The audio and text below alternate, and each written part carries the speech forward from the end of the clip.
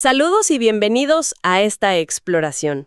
Hoy nos sumergimos en la edición del 31 de octubre de 2025 del Diario de Centroamérica, la Gaceta Oficial de Guatemala. Es una ventana, fascinante a la maquinaria estatal, regulaciones ministeriales, ajustes municipales, avisos legales. Un verdadero mosaico, diría yo, de la administración pública. Nuestra misión hoy es descifrar algunas decisiones y anuncios clave, esas que tienen repercusiones en áreas como la energía, la gestión local, impuestos e incluso trámites muy personales. Precisamente. Podríamos verlo como una fotografía instantánea de la gobernanza en pleno funcionamiento, ¿no? Se ajustan normativas, se definen parámetros económicos, se gestionan procesos públicos, y es llamativo el espectro que abarca. Fíjate, desde políticas energéticas nacionales hasta las tarifas del agua en un municipio específico, o los plazos fiscales que, nos afectan a todos. Empecemos fuerte, si te parece, con el tema energético. Identificamos dos acuerdos importantes del Ministerio de Energía y Minas. El primero es el Acuerdo Ministerial 358-2025. Este se enfoca en la seguridad del transporte de combustibles. Actualiza los montos mínimos de los seguros para camiones que mueven petróleo, sus derivados y también el gas licuado de petróleo, el GLP. A primera vista podría parecer una simple actualización administrativa, ¿no? Algo rutinario. Sí, responde a una obligación legal. Hay que hacer un ajuste anual siguiendo un procedimiento que ya se estableció en 2022. Pero el fondo del asunto, claro, es la gestión del riesgo. Estamos hablando de transportar materiales peligrosos, derrames, accidentes, contaminación. Lo relevante aquí, lo que salta a la vista, es que los montos de cobertura han subido, y de manera considerable. ¿Ah, sí? ¿Qué tanto? Pues mira, estamos hablando de cifras significativas. Para camiones de petróleo y derivados, la cobertura por contaminación ambiental ahora debe ser de 662,000 pesos. La de daños a terceros sube a 397,000 pesos y la responsabilidad civil general a 199,000 pesos. Son montos importantes. Y espera, ¿qué hay más? Adicionalmente, se exige una cobertura específica para la carga misma, 14,000 pesos por cada 1,000 galones de capacidad del camión. O sea, un incremento notable en las exigencias. ¿Y para el GLP también hay cambios? Me refiero al que llegan cilindros a las casas. También, el transporte de GLP en cilindros, que es muy común, claro, también ve ajustes al alza. Por ejemplo, la cobertura ambiental requerida se fija ahora en $265,000 pesos. Esto representa un costo operativo mayor y directo para las empresas de transporte. ¿Y tienen tiempo para adaptarse? Tienen plazo de 30 días hábiles para actualizar sus pólizas y deben presentar la constancia ante la Dirección General de Hidrocarburos. ¿Y si no cumplen? Imagino que hay consecuencias. Sanciones, supongo. Efectivamente, la normativa contempla sanciones administrativas. Este ajuste podría reflejar la inflación, sí, pero quizás también una reevaluación de los costos potenciales si ocurre un incidente. Hay que pensar en eso. Y ojo, este acuerdo reemplaza al anterior, el 3/12/2024, y su vigencia arranca ya, el 1 de noviembre de 2025. Así que el impacto es inmediato. Tiene sentido buscar mayor protección, claro, aunque implique mayores costos que, eventualmente podrían sentirse en el precio final, ¿no? Es una posibilidad muy real. Esos costos suelen trasladarse, al menos en parte. Entendido. Ahora, ¿cuál es la segunda decisión energética que mencionaste? ¿El Acuerdo 359-2025 sobre alcohol carburante? Así es. Este acuerdo fija el porcentaje obligatorio de mezcla de alcohol carburante con las gasolinas. Esto para el año 2026. Y lo establece en un 10%. Un 10%. Y eso es lo normal, lo que dice la ley. Aquí hay un matiz interesante. La ley base, que es el Decreto Ley 1785, exige un mínimo del 5%. Así que la autoridad está, duplicando el mínimo legal requerido. Van más allá. Interesante. ¿Y se especifica qué tipo de alcohol debe usarse en esa mezcla del 10%? ¿O es cualquiera? Sí, entra en ese nivel de detalle. Define que, de ese 10%, al menos un 60% debe ser etanol avanzado y el 40% restante puede ser alcohol carburante, según las definiciones técnicas que da la misma normativa. O sea, establece una composición bastante específica dentro del mandato general. Y aquí es donde la cosa se pone, realmente llamativa. Porque si una lee el artículo 3 de este mismo acuerdo, dice de forma explícita que no se celebraron contratos de suministro. Así, tal cual, entre los productores de alcohol registrados y las empresas distribuidoras de combustible. El volumen total contratado para 2026 es 0. Exactamente. Y ese es el punto crucial que, como dices, salta a la vista. Es sorprendente. El propio documento oficial reconoce esta situación y, en consecuencia, proyecta un déficit del 100% en el suministro local, para poder cumplir con esa mezcla obligatoria del 10%. Un déficit del 100%. ¿Y saben cuánto se necesita? Hacen un cálculo estimado de la necesidad, algo más de 50 millones de galones. La cifra precisa es 50.005.432 galones para todo el año 2026. Y según este acuerdo, pues nada de eso está asegurado mediante contratos con productores locales. 0. Entonces, la pregunta obvia es, a ver, ¿cómo se piensa cumplir con ese mandato del 10%? Si no hay suministro local contratado, ¿se va a depender enteramente de importaciones o cómo? Esa es la gran incógnita que deja este acuerdo, la verdad. ¿Se está asumiendo una dependencia total de las importaciones de etanol? ¿O existen otros mecanismos, quizás negociaciones en curso que no se reflejan aquí? No lo sabemos. ¿O es que la implementación del mandato podría enfrentar serios obstáculos si la disponibilidad local es contractualmente nula? Es una situación complicada. Lo que sí parece evidente es una tensión, ¿no? Una posible desconexión entre los objetivos de la política energética, quizás promover biocombustibles, cumplir metas ambientales, qué sé yo, y las realidades del mercado, o la capacidad de producción, o las negociaciones contractuales efectivas. Es una situación que habrá que seguir muy de cerca de cara a 2026. Sin duda, un tema con implicaciones económicas y logísticas, importantísimas. Dejemos la energía nacional por un momento y vayamos a un nivel más local, pero igual de vital: el agua. En Sololá, la municipalidad actualizó su reglamento del servicio de agua potable. Esto mediante el Acta 97/2025. Imagino que una actualización así en las tarifas de agua debe tener un impacto directo en el bolsillo de la gente en Sololá, ¿no? ¿Cuáles son los puntos clave, lo que más van a notar los vecinos? Sí, claro. El cambio principal está en la estructura de tarifas y también en las reglas de pago. Parece un esfuerzo por ajustar el sistema, quizás para mejorar la sostenibilidad financiera del servicio, o tal vez para incentivar un uso más racional del agua. La tarifa base mensual se mantiene relativamente accesible, fíjate. Son Q40 por un consumo de hasta 30,000 litros, que es una cantidad, considerable para un hogar promedio. Q40 hasta 30,000 litros. Ok, eso suena razonable. Pero, siempre hay un pero. El pero viene con el consumo excedente. Lo que realmente llama la atención es cómo se penaliza el pasarse de esos 30,000 litros. Ahí es donde el costo sube. Y sube rápido. ¿Podrías darnos un ejemplo para entender cómo funciona esa penalización? Claro. El reglamento establece tramos de consumo con costos adicionales que van creciendo. Por ejemplo, si superas los 30,000 litros y llegas hasta 35,000, eso añade Q60 a la factura. Si consumes entre 35,001 y 40,000 litros, se suman otros Q80. Si superas los 40,000 y llegas hasta 45,000 litros, implica otros Q160 adicionales. O sea, ¿se va acumulando? Exacto. Así que imagínate, si un hogar consume 42,000 litros, pagaría los Q40 de base más la suma de los cargos por exceso de los tramos superados, que en este caso serían Q60 más Q80 más parte del siguiente tramo. El cálculo exacto según el acta, si consumes 42,000, serían Q40 de base más Q300 acumulados por exceso. La factura total sería de Q340. ¡Caramba! De 40 a Q340 por pasarse 12,000 litros. El salto es muy pronunciado. Muy pronunciado.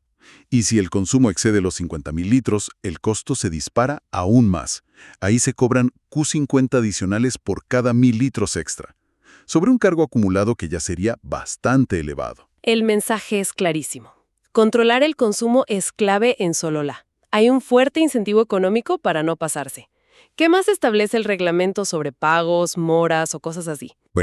Se establece que el pago debe realizarse dentro de los primeros 25 días calendario de cada mes. Y la morosidad se penaliza.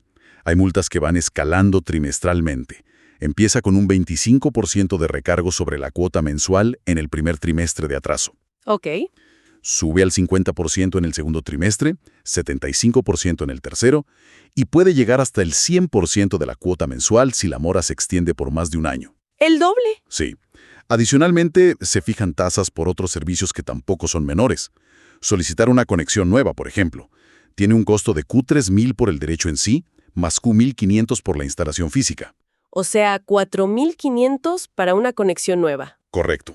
Y algo importante también. Si se detecta una reconexión ilícita, o sea, si te cortaron el agua por falta de pago y te vuelves a conectar por tu cuenta, la multa es sustancial, Q5.000. Wow, son medidas ciertamente estrictas. Buscan asegurar la viabilidad del servicio y el cumplimiento, está claro. Cambiemos de tercio ahora. Hay una resolución de la Superintendencia de Administración Tributaria, la SAT. Afecta a contribuyentes y empresas a nivel nacional.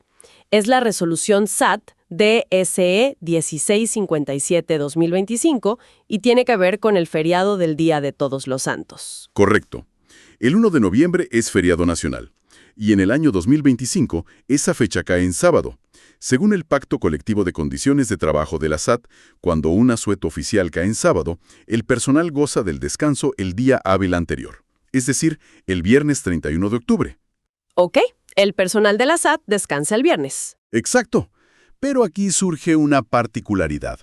La Junta Monetaria, que es la que regula al sector financiero, autorizó a los bancos, sociedades financieras, aseguradoras y otras entidades similares a cerrar sus puertas el lunes 3 de noviembre. O sea, ellos trasladaron el descanso por el feriado del sábado a ese día lunes. Ahí tenemos un desfase interesante.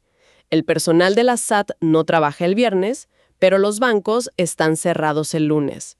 ¿Y eso cómo afecta a los contribuyentes? Puede ser un lío con los plazos, ¿no? Justamente. Para evitar complicaciones y perjuicios a los contribuyentes, imagínate un plazo fiscal o aduanero que vence justo el lunes, y los bancos están cerrados, no se pueden hacer pagos. La SAT tomó una medida pragmática. Declaró inhábiles para el cómputo de plazos tanto el viernes 31 de octubre como el lunes 3 de noviembre. A ambos días, viernes y lunes. Sí, y esto es importante aclararlo. Las oficinas de la SAT sí estarán abiertas y operando el lunes 3 de noviembre. El personal trabaja, pero para efectos de contar los días de plazo para pagar impuestos o trámites aduaneros, ese día lunes no cuenta. Es como si no existiera en el calendario de plazos. Información clave. Para cualquiera que tenga obligaciones fiscales o aduaneras en esas fechas. Básicamente, los plazos se corren. Y esto implica también que la SAT debe asegurarse de que sus sistemas informáticos no calculen intereses, moras o sanciones de forma incorrecta por esos días declarados inhábiles, ¿verdad? Exactamente. Es un ajuste administrativo necesario. Hay que sincronizar el calendario fiscal con el calendario bancario en esta circunstancia específica. Todo para garantizar la equidad para los contribuyentes. Muy bien, ahora llegamos a la última gran sección del diario. Esa que es como un cajón desastre oficial. Los anuncios varios. Es una mezcla heterogénea, pero la verdad muy reveladora de trámites legales y administrativos. ¿Qué tipo de cosas encontramos aquí y qué nos dicen? Esta sección es fascinante de verdad, porque refleja directamente cómo la ley y la administración tocan la vida de las personas y de las entidades. Lo interesante no es solo la variedad, sino cómo revela esos puntos de transición, de formalización o incluso de conflicto que requieren pasar por el registro público, tienen que hacerse públicos. ¿Cómo qué, por ejemplo? Pues mira, encontramos varios edictos de matrimonio. Y no son simples anuncios sociales, ¿eh? Son requerimientos legales obligatorios cuando uno de los contrayentes es extranjero. Vemos casos aquí de ciudadanos hondureños, estadounidenses, salvadoreños, casándose con guatemaltecos. Estos avisos sirven para emplazar a cualquier persona que conozca algún impedimento legal para ese matrimonio, para que lo diga. Son formalidades que subrayan la seriedad del acto y las implicaciones legales, claro. Especialmente en uniones internacionales, claro. ¿Qué más destaca en esta sección? Otro tipo de aviso muy frecuente y muy significativo son las solicitudes de título supletorio. Estos son procesos legales para obtener el reconocimiento formal de la propiedad sobre un bien inmueble. Usualmente terrenos, rústicos o urbanos, que carecen de inscripción previa en el Registro General de la Propiedad. Ah, para formalizar propiedades que no estaban registradas. Exacto. Y lo notable es el nivel de detalle que exigen estos avisos. Es impresionante. ¿A qué te refieres con el detalle? ¿Qué tipo de información traen? Describen el inmueble minuciosamente. Su ubicación, el área, por supuesto, y sobre todo sus linderos. Especifican las medidas lineales de cada lado, rincón por rincón, y quiénes son los propietarios de las fincas vecinas. Detallan el uso actual del suelo, si hay cultivos, de qué tipo, si hay construcciones, cuáles son. Declaran explícitamente que el inmueble carece de registro previo, y le asignan un valor estimado. Aunque quizá no usen la jerga topográfica más técnica como azimuths que mencionabas en el esquema original, la descripción busca ser inequívoca para identificar el terreno. Entiendo. Este proceso es fundamental. Es clave para formalizar la tenencia de la tierra, algo crucial en un país con, una historia de informalidad en la propiedad. Es como sacar del limbo legal una posesión que quizás ha estado en una familia por generaciones, pero sin papeles oficiales. Es un vistazo a ese esfuerzo constante por dar certeza jurídica a la propiedad. Muy interesante, la verdad. ¿Qué otros ejemplos ilustran la función de esta sección de anuncios varios? Los cambios de nombre son otro trámite recurrente que requiere publicación. Vemos solicitudes tanto de adultos como para menores de edad. Por ejemplo, una persona llamada Jeffrey Waldemar Cuyus Rosales solicita adoptar el nombre Jeffrey Waldemar Rosales Cáceres. En otro caso, el padre de un menor llamado Cardoso Méndez López solicita que su hijo use el nombre Carlos Méndez López. Son decisiones sobre la identidad personal, pero que deben hacerse públicas para que surtan plenos efectos legales frente a terceros. Decisiones muy personales que, sin embargo, tienen esta dimensión pública obligatoria. Curioso. Correcto. Y la lista sigue, ¿eh? Encontramos también avisos relacionados con herencias, procesos sucesorios, tanto intestados cuando no hay testamento, como testamentarios. Estos publican los nombres de los causantes, o sea, los fallecidos, y los presuntos herederos. Fijan fechas para las juntas de herederos y citan a cualquier persona que pueda tener interés en esa sucesión. Para que nadie se quede fuera si tiene derechos. Justamente. También se publican declaraciones de interdicción. Estos son procesos judiciales donde se declara que una persona es legalmente incapaz de administrar sus bienes y se le nombra un tutor. Vimos el caso de un tal Christian Lorenz Martin Trudman Schwersman.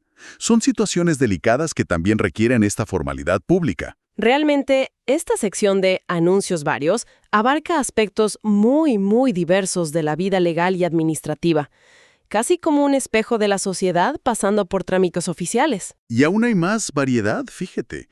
Vimos informes financieros de asociaciones, como el de una entidad evangélica detallando fondos recaudados, Q41.988.95 reportaban. Convocatorias a asambleas de accionistas de sociedades anónimas, como una posada de San Sebastián. Cambios de denominación social de cooperativas. Incluso avisos más técnicos del gobierno sobre matrículas fiscales o contrataciones públicas. Es un reflejo muy amplio de la actividad formal del país, ¿de verdad? Entonces, recapitulando esta inmersión en el Diario de Centroamérica, ¿cuál es el panorama general que nos deja? Hemos visto desde políticas energéticas nacionales con desafíos de suministro bastante evidentes, pasando por regulaciones locales de agua que impactan directamente el presupuesto familiar, ajustes en los plazos fiscales por coordinación interinstitucional, hasta la microhistoria, podríamos decir, de la formalización de tierras y los cambios de identidad personal. Es un tapiz administrativo complejo y, sobre todo, muy vivo. Exacto. Lo que resalta, creo yo, es cómo estos actos administrativos, que podrían parecer aislados, desconectados, en realidad forman parte de un sistema interconectado. La política de combustibles afecta los costos operativos y potencialmente los precios finales que pagamos todos. Las normativas municipales sobre servicios básicos como el agua inciden directamente en la economía diaria de los ciudadanos. Las decisiones de la autoridad tributaria tienen consecuencias directas en la planificación financiera de empresas y de particulares. Y los avisos varios. Y los avisos en la sección varios, aunque sean tan diversos, cumplen una función esencial: dar publicidad y formalidad a actos cruciales, actos sobre la propiedad, la identidad, la familia, la capacidad legal. Son la forma en que el Estado registra y valida estos cambios vitales. También me llama la atención la persistencia de ciertos procesos, como los títulos supletorios que mencionabas. Se ve que sigue siendo una necesidad importante. Sí, totalmente.